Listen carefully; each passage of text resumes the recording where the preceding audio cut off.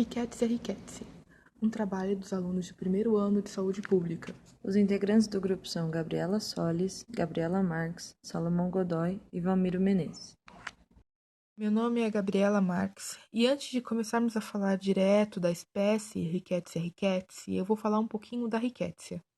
Ela é um gênero de bactéria que é carregado como parasita de vários tipos de carrapatos, pulgas e piolhos.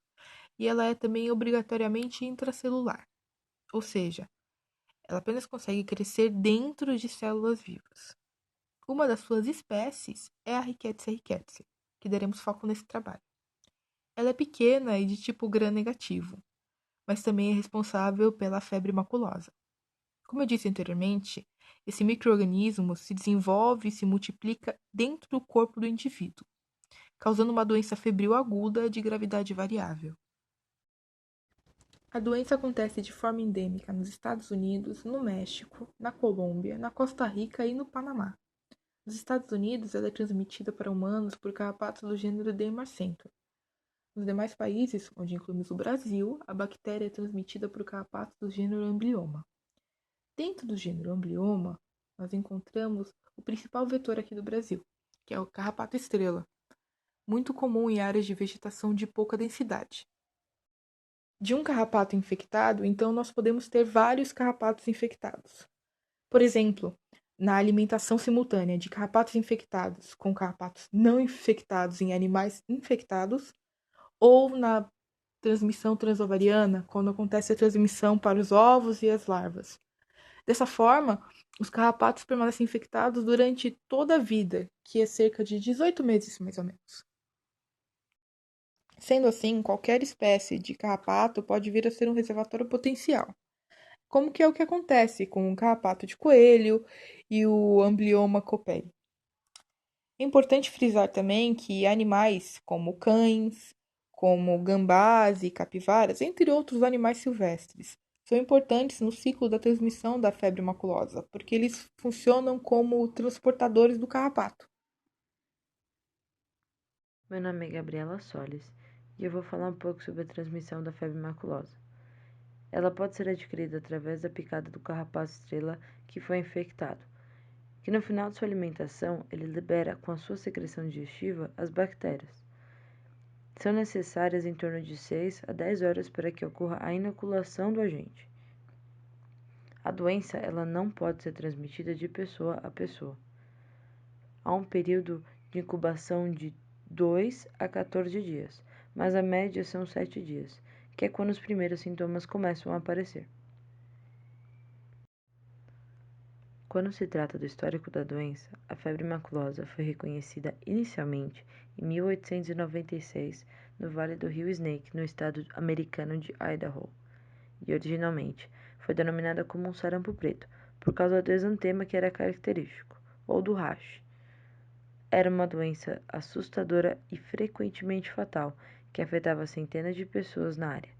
No início do século XX, a distribuição geográfica conhecida dessa doença abrangia parte dos Estados Unidos, tanto aos estados do norte, como Washington e Montana, quanto os estados do sul, como a Califórnia, o Arizona e o Novo México.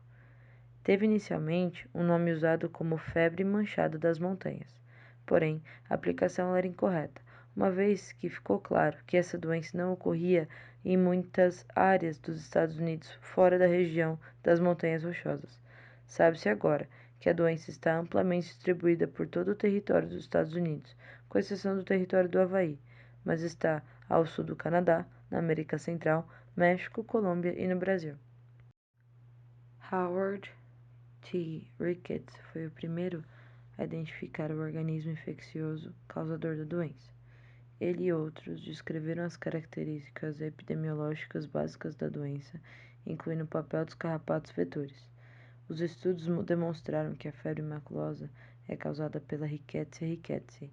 É uma espécie perpetuada na natureza por um ciclo complexo que envolve os carrapatos e mamíferos. Howard ele veio a falecer após se contaminar no seu próprio laboratório. O histórico da febre maculosa no Brasil tem início em 1929, quando foi descrito pela primeira vez pelo médico e pesquisador paulista Pisa. A ocorrência também nos estados do Rio de Janeiro, Bahia, Espírito Santo, Santa Catarina, recentemente nos estados do Paraná, Rio Grande do Sul, Distrito Federal, Goiás, Ceará e Mato Grosso do Sul, com mais incidência nos estados de São Paulo e Minas Gerais. É uma doença infecciosa, febril aguda, de gravidade variável. Pode variar de formas leves e atípicas até formas graves com alta taxa de letalidade. Diagnóstico clínico. É uma doença aguda e de início geralmente abrupto. Seus sintomas são inicialmente inespecíficos, incluindo febre alta de 2 a 3 semanas, dor de cabeça, mialgia intensa, mal-estar generalizado, náuseas e vômitos. Sintomas comuns que a tornam de difícil diagnóstico, principalmente em sua fase inicial. Uma possível manifestação clínica da febre maculosa é o chamado exantema maculopapular, conhecido também como rash. Ele aparece em cerca de 90% das pessoas que tenham tido febre maculosa.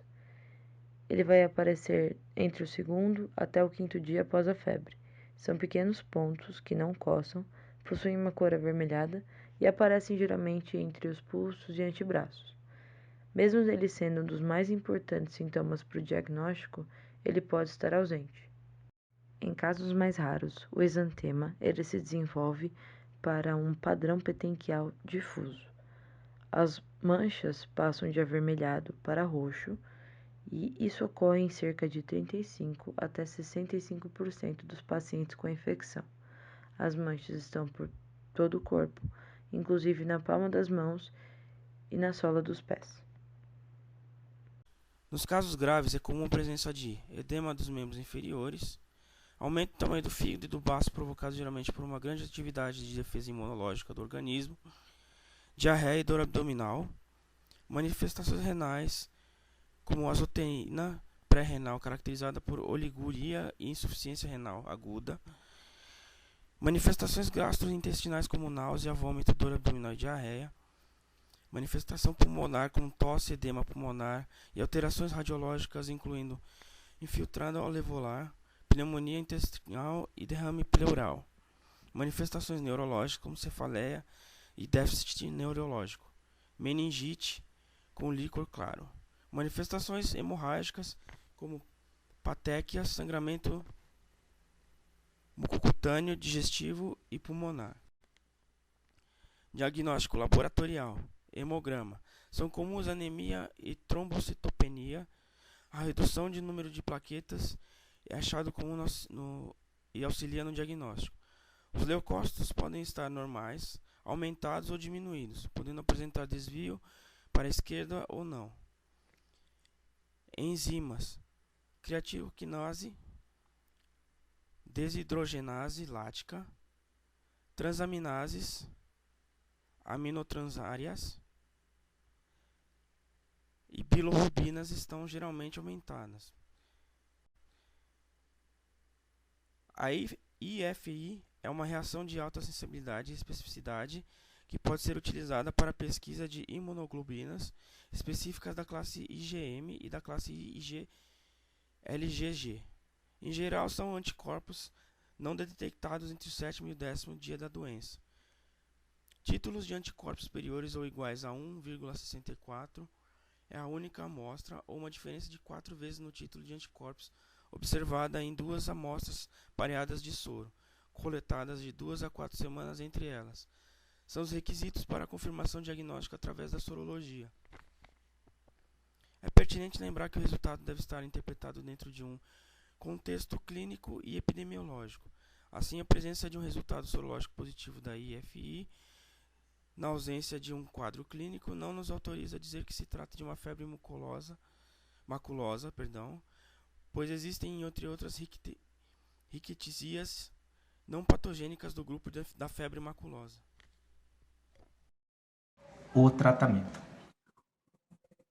O tratamento, quanto mais rápido a introdução da terapia, menor a chance de mortalidade. Atualmente, as evidências clínicas, microbiológicas e epidemiológicas estabelecem que a doxiciclina é o antibiótico de escolha para a terapia de todos os casos. A partir da suspeita da febre maculosa, a terapia com antibiótico antibióticos deve ser iniciada imediatamente. Profilaxia.